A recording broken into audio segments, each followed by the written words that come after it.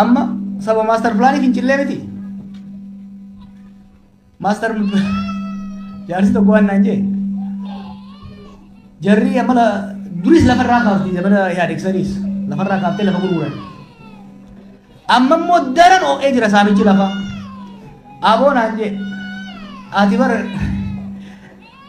bineensa tokko jala bilisan waamte heddeeti rakkoo nutti hunte akkama abboo jennaan dur jara amma jiru kana jara amma lafa gurguratana wayyaaneen lugaama itti gooteeti lugaama san keessaa addunyaatti turte amma wayyaaneen kanaan lugaama baabatanii jiranii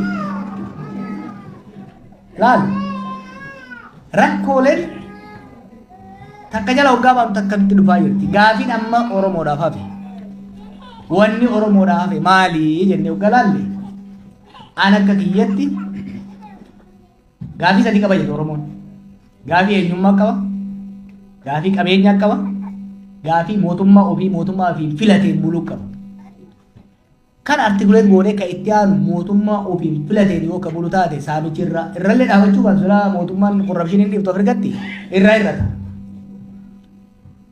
kanaaf sanirratti fuulleffannee yoo deemne achi gahuudhaaf garuu lolli kun dhaabachuu qaba isinitti nima lolli kun itti fufnaan rakkoorraan dabalamaa deema malee furmaanni dhufu mootummaan tunis kana daran salphatti ummanni keenyas kana daran dhufu bar ummanni keenya hanga waggoota 27 alagaa jalatti dhumerra waggoota afran kana irra dhume akkasii miti maaliif namni garaa waliin jabaata obboleessatti kanaaf falli jiran akka kiyyatu lola dhaabne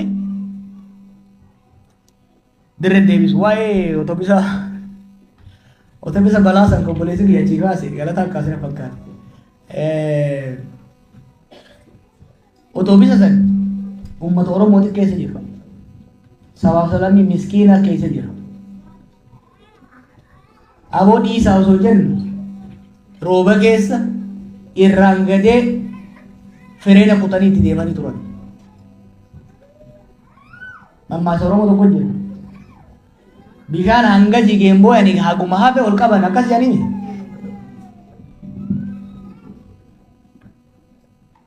wanni wayiwaachuu jiru hanguma hafte san olaa qabnuuf malee baasa san akka waan ala irraa dhaabannee ilaaluutti fudhatina biititu wal waraansa kanaan deemtee state collapse dhufnaan balaansaa sabaaf sablammii san hunda caalaa oromoodhaaf walii jidduu keenyatti konsulideet goonee hin finne wal jidduutti waraansarra jira saba hedduudhaan wal ollaa jira state collapse advocating godina rabbii jira namni Siiriyaa arge namni Yemen arge namni Liibiyaa arge namni Soomaaliyaa arge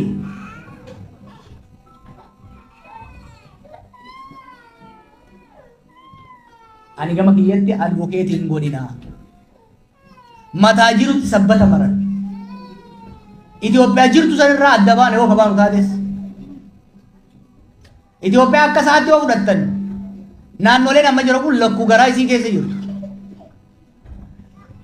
baanee jibicha taana'u warri jedhee yaadu saanii tun amma duunaa wajji du'aa kana beekuu barbaachisa kana sirriitti walitti himuun barbaachisa maaliif irra diddibnaan boru qofaa walitti qabu dhoofitti waa'ee waraanaa Tigray waraana qaba jettan dhuga Affaar waraana qaba dhuga Amaarri waraana qaba dhuga nullee waraana qabna except waraanni keenya lama ta'e wal waraanuu jira kana waaqatina Oromiyaa keessa kan wal waraanaa jiru Oromo primarily humna addaa Oromiyaatii fi waraana bilisummaa Oromoo tolloon ijoollee kaleessa irra caalatti ijoollee kaleessa bakka takka dhaabattee karaa cuuttee dhagaa darbattee diina biyyaa baaftetu bakka lama ta'ee wal waraanaa jira this is fact lanchuun moo kompiisar ta'anii irratti deemaa jiru jechuudha waraana kana dhaabaa jechuun haraam taanaan anaazaa bahaaseeru dhugan isin jira dhaabbachuu qaba waraanni kun dhaabbachuun barbaachisaadha waraanni barbaachisaa garuu waraana lama fi wal waraanaa nama keenya fitu ni dhageessanii daangaa gama giddaa ayyaanaatiin waan ta'aa jiru gama karrayyuutiin waan ta'aa jiru. Maaliifi nuti biizii wala waraanutti duriyyeen fedhe nutti taphataa jechuudha. Duriyyeen Oromoo taphataa ittiin isin jeemi. Maaliifi humni silaa nagaa uummataa eegsisuu qabu. Biiziidha nagaa wal dhorkuu irratti. Kanarraa ka'eeti ka sanillee isinii kaase. Hacaaluu akka nama qeenxeetti ilaaltaa. Hacaaluu akka nama qeenxeetti ilaalu ajjeechaa isaatis akka ajjeechaa nama tokkotti osoo hin taane akka tarniin poointiitti ilaalla. Kanaaf laaftutti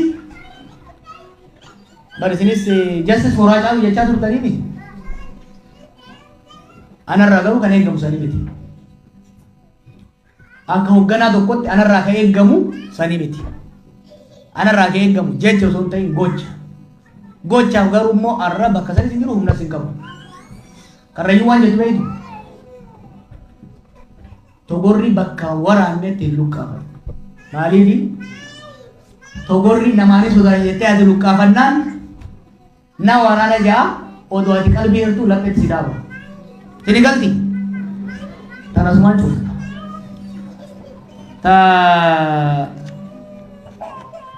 Tanaaf Baqqalaa hojii deemu namni sodaa. Akkasii waliin. Kooperaatiivii gaafattee tukkan dabre. ከትግራይ ጋር ተነስቶ የመጣው ጥያቄ አፋን ኦሮሞ ሲሆን በአማርኛ ላድርግልሽ ችግር የለም። ሰው እነሱ ይስሙ በደንብ። በመጀመሪያ ደረጃ በትግራይ ህዝብ ላይ የተፈጸመው ጦርነት በጣም የሚያሳዝን ነው። የተጻፈው ደብልኮ የሚያሳዝን ነገር ነው። ፕሮፌሰር መራራ አንድ የተናገረው ነገር ነበር። ለአብይ የሚከብደው ኢህአዴግን ማስተዳደር እንጂ ኢትዮጵያን ማስተዳደር አይደለም። በኢህአዴግ ውስጥ የነበረ ሽኩቻ፣ መናናቅ ሳድሊ ስልጣን እንዲለቁ ስንደራደር ከኢህአዴግ አባል ካልሆነ በስተቀር ተብሎ ነው ይሄ። ኢህአዴጎች ግን ፖለቲካን በፖለቲካ መፍትሄ መፍታት አልቻሉም። For every political problem they always look security solution. የነበረው በመቀሌና በፊንፊኔ መካከል የነበረው ልዩነት አይደለም ለመታኮስ ለመሳደብ የማያደርስ ነበር። አወዘር ሁለቱንም ወገን አውቀዋለሁ። ችግሩ እንደሚመጣ ደግሞ ገና ትግሉ ላይ እናውቀው ነበር። አውቀው ነበርበት። አይዘር ወይ ተፈጥሯል። አሁንም እኔ ለትግራይ ወንድሞቼ ለፌደራል መንግስትም ለአማራ ክልል መንግስትም የምመክረው ከዚህ የባሰ ሀገር አይውደም። because nobody is going to win. እንድትሸናነፉ አይፈቅዱላቸውም እንዲሸናነፉ. because this is no longer a war between Mekelle and Finfinnee. It's a global war. ማንም እንዲያሸንፍ አይፈቀድም። ምክንያቱም ለሌላው ኃይል እኛ አርሰናልና ማንቸስተር ነን። ስለዚህ ሲሪየስ የሆነ ጥያቄ ነው ይሄ። ሁለተኛው ከኤርትራ ጋር የተያያዘው እኔ I don't want to be politically correct. I'm a realist. የኢትዮጵያና የኤርትራ ጉዳይ ኮምፕሊኬትድ ዲቮርስ ነው። ከስተዲ ባትል ታውቁታላችሁ አይደል? ባልና ሚስት ሲፋቱ እሱ ነው። የኤርትራና የኢትዮጵያ የሉዓላዊነት ጉዳይ የህግ ማዕቀፍ የተቋም ማዕቀፍ አልተበጀለትም። መለስ አላበጀለትም። የኢትዮጵያና የኤርትራ ጉዳይ ከመሆኑ ይልቅ የመለስና የኢሳያስ ጉዳይ ሆነ። የሁለት ሀገሮች ግንኙነት ተቋማዊ መሆን አለበት፣ ህጋዊ መሆን አለበት። የሰው ልጅ በደስታ ጊዜ ለችግር ካልተዘጋጀ ችግርን መቅረፍ አይችልም። የጋራ ጆይንት ቪክተርስ ስለነበሩ ደርግ ላይ ነገ እንጣላለን ብለው ስላላሰቡ ግንኙነታቸውን ሀገራዊ ህጋዊ አላደረጉትም። የ1998ቱ ጦርነት የዚህ ውጤት ነው። ከዛ በኋላ የአልጀርስ ስምምነት ተደረገ። ወደ ስራ ግን አልተተገበረም። አሁንም ሁለቱ ሀገሮች ሁለት ሀገር አልሆኑም። ምክንያቱም ያ ስምምነት ተተግብሮ የሁለቱ ሀገሮች የዲፕሎማሲያዊና የጎረቤት ሀገር ግንኙነት ህጋዊ ተቋማዊ አልሆነም። ለዚህ ደግሞ ህወሓት ተጠያቂ ነው። ቢኮዝ ዝም ብሎ ብቻ በመዝለል ታሪክም በመዝለል ብቻ ኃይለ ሥላሴ ተጠያቂ ነበር የኤርትራ ጉዳይ በሰላም ባለመፍታቱ። ደርግ በመባሳሱ ተጠያቂ ነው። ኢህአዴግ ህወሓት ተጠያቂ ነው ለዚህ ችግር። እንዲሁም ኤርትራን የሚገዛው መንግስትን ተጠያቂ ነው። ፋስት ፎርወርድ 2018 ላይ መጣን። 2018 ስንመጣ እድል ነበር። የሁለቱ ሀገሮች ግጭት ፋይናሊ በሰላም እንዲፈታ በግንባር ቀደም ኢኒሼት ያደረግን እኛ ነን። ነገር ግን ወደ ሰላም ሲገባ የሁለትዮሽ የሰላም ጉዳይ ሳይሆን የአብይና የኢሳያስ ጉዳይ ያደረጉት። ይሄ የህወሓትን መገፋት የትግራይን መገፋት ስሜት ፈጠረ። ቅድም እንኳን ያልሽው ነገር አለ። ተጋብዘው ነው ያልሽው። ለምን ነው ሌላ ሀገር ያልጋበዝ ነው? it is important ንዴት እንዳላቃለሁ ሁሉ ነገር አውቀዋለሁ። እኔ ግን ስለ ትላንቱ ማሰብ አልፈልግም። ስለ ትላንት ስላለቀው ህዝብ እያዘንኩ ሌላ ቂም ማምጣት አልፈልግም። ወደፊት የበለጠ ፍጅት እንዳይመጣ በኢትዮጵያና በኤርትራ መካከል የሁለቱ ሀገሮች ግንኙነት ህጋዊ መሆን አለበት፣ ተቋማዊ መሆን አለበት፣ ከግለሰቦች የዘለለ መሆን አለበት፣ ከፓርቲ የዘለለ መሆን አለበት። ይሄ እስካልሆነ ድረስ የኤርትራና የኢትዮጵያ ጉዳይ ሰሚ ዶሜስቲክ ሰሚ ፎሪን ሆኖ ነው የሚቀጥለው። ይሄ ማንንም ለማስደሰት ለማስከፋት ነው ሳይሆን ያሳስበኛል። ዩሲ የኤርትራ ነፃነት ትግል ሲደረግ እዛ ማአት ያለቀ ኦሮሞ ነው። ምንም እንኳን ጉዳዩ ዘል ባድመ ላይ ያለቅነው እኛ ነን። ስለዚህ it affects us። ኤርትራን በመርገም ትግራይን በመርገም አብይን በመርገም ላስጨፍር ይችላል። እዚህ ላስጨፍር መፍትሄ ግን ላመጣ አልችልም። መፍትሄው የሚመጣው ጉዳዩን ህጋዊ ማዕቀፍ በማስያዝ በመፍታት ብቻ ነው ብዬ ነው የማምነው። እጋ ሰገንታኔ ዱዴሜ ወናን ስለዳም አኒ መሪ ከነ በርባዴቲን ኮንትሮቨርሲ ከነ ኤገልቺስ ቢሻን ጪሱን ተው ኒራማያ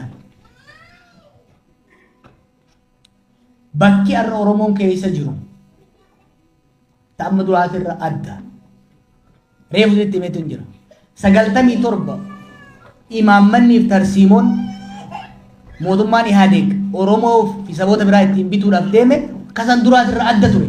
Nuti garuu dafneetti dammayne tarsiimoo haaraa baafachuurra tarsiimoo darbuu Haayile Sillaasee itti qabsaa'uu itti fuufne waggaa 20 lafarra argifanne.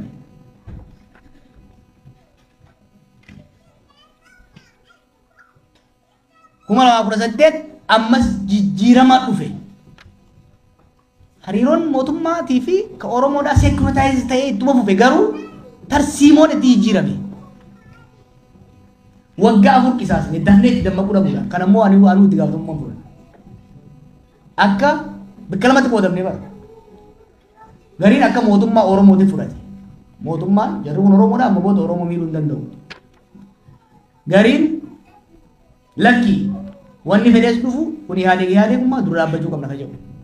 Gara tokkotti cituu hin dandeenye. Tarsiimoo qabsoodhaa kan mootummaadhaan gitu baasuu hin dandeenye. Waggaa 4 qisaasne. Amma sirriitti dammayne tarsiimoo sirna kanaan gitu maali alaa amma imbaayarri adii gamu jettan reefu. Wardiyaan imbaayaraa Oromoodha warra. Cinqiin isni galaniti amma kasin dura dhaabatu ni diina hojjettanis zabanyaan si Oromo. It's not easy. Waan laafaa miti. Kanaaf we have to think carefully.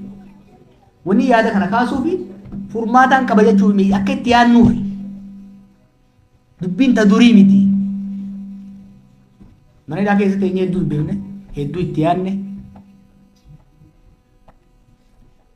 dongorri guddaan nuti hojjenne tarsiimoo Ihaadeeg irratti itti qabsoofne bilchiginaa irratti itti fuufne jechuu ኢህአዴግ ትግሬቱ ትመታ ture ብልጽግና ኦሮሞቱ ትመታ this fundamental shift kana careful deemnu bu'aanan biyya diina saba keenya diina ummata keenya diina abshaalummaan deemnaan garuu humnatti jijjiiruu dandeenya kana dirzirii isinitti himu gamnummaan itti deemnaan sirriitti qorannee itti deemnaan maal ni jee gaafa ilee fidaatii jettan gaafa ilee fidaatii oromoon irraa buufatee jira kasaaraa qofaami lafa deeffate ni jira rabboonni as keessa jira warri haarsan godhe osoo lafti deebi'uu baatte qabsoon abaawoodhaa harargee keessatti biqiluu hin dandeessu ture sagaltamii tokko oromiyaa fi qubee dhaabbanne itti fayyadamne osoo oromiyaa qubeen dhaabachuu baatte dhaloonni qubee dhufee qeerroo jaaree sirra san hin qaarsu ture ammas waan irraa argannee jira yoo xiqqaate haardweeriin keenya soofteeriitu bakka biraa malee soofteerii abdeet gochuudha gaafata jechuudha